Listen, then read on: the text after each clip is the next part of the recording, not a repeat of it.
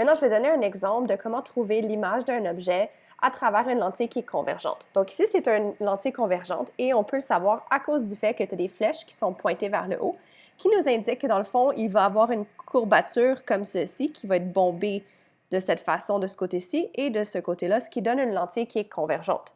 Ceci est notre objet. Notre objet est sur l'axe optique qui passe à travers le centre de la lentille et qui est perpendiculaire, dans le fond, à la droite qui passe à travers la lentille de cette façon-ci et qui va être aussi perpendiculaire aux deux côtés de la lentille à cet endroit-là.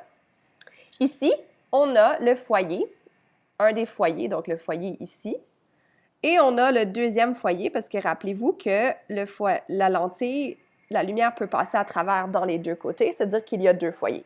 Ces deux foyers sont à la même distance du centre de la lentille naturellement. Donc, pour être capable de trouver l'image de cet objet, premièrement, il faut remarquer qu'une partie de l'objet se trouve sur l'axe optique, ce qui veut dire qu'on sait que son image de ce point-là va se retrouver aussi sur l'axe optique. L'objet que j'ai choisi est un objet qui est perpendiculaire à l'axe optique et ça va nous aider à trouver son image naturellement.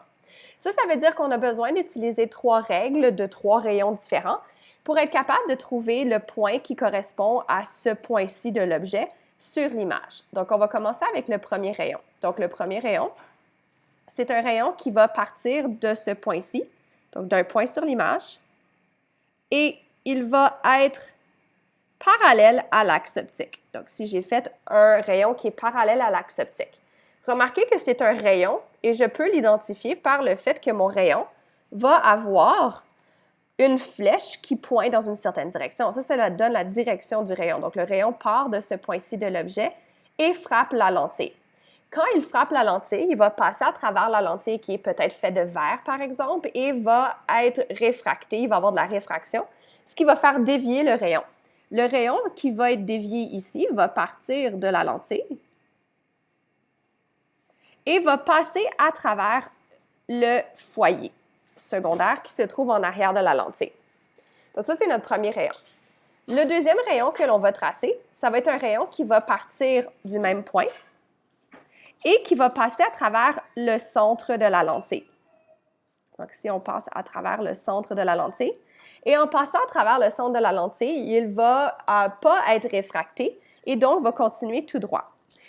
Maintenant, je remarque que le premier rayon, je devrais peut-être le tracer un petit peu plus loin parce que ce qui est important dans ce diagramme de rayon, c'est de trouver le point d'intersection de ces deux rayons-là qui va donner, dans le fond, où se trouve l'image de mon objet. Donc, je vais aussi allonger l'axe optique pour qu'on puisse mieux le voir.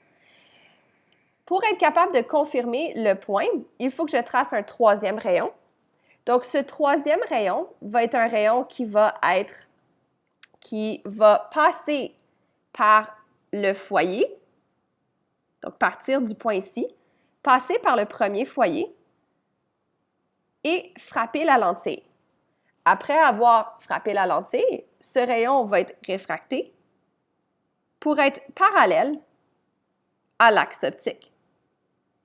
Donc, ici, on fait un rayon qui est parallèle à l'axe optique. Maintenant, c'est un petit peu difficile à dire s'il est vraiment parallèle à l'axe optique. Mais de manière générale, on va obtenir de cette façon-ci un point d'intersection. Maintenant, ce point d'intersection, il n'est pas super précis. Ça, c'est à cause de la précision de mon dessin. C'est-à-dire que si je rends mon dessin un petit peu plus précis, je devrais avoir plus de précision par rapport à où va se trouver ce rayon qui va être parallèle et son point d'intersection. Mais de manière générale, on peut considérer dans le fond que le point d'intersection se trouve autour d'ici. Et plus que naturellement tes rayons sont précis, donc parallèles à l'axe optique et suivent les règles qu'on a vues, le mieux que tu vas être capable d'obtenir un point d'intersection qui est très précis.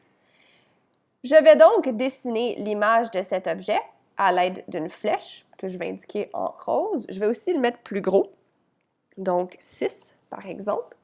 Et je vais le placer pour que le premier point qui est le bas de mon image soit sur l'axe optique et que mon deuxième point soit au point d'intersection de ces 3 rayons-là. Et ça me donne donc cette image-ci. On peut donc maintenant donner les caractéristiques de cette image. Donc, la première caractéristique de l'image que l'on peut remarquer, c'est que c'est une image qui est réelle. Donc, elle est réelle. Je sais qu'elle est réelle parce qu'elle se retrouve en arrière de la lentille, donc pas du même côté que mon objet.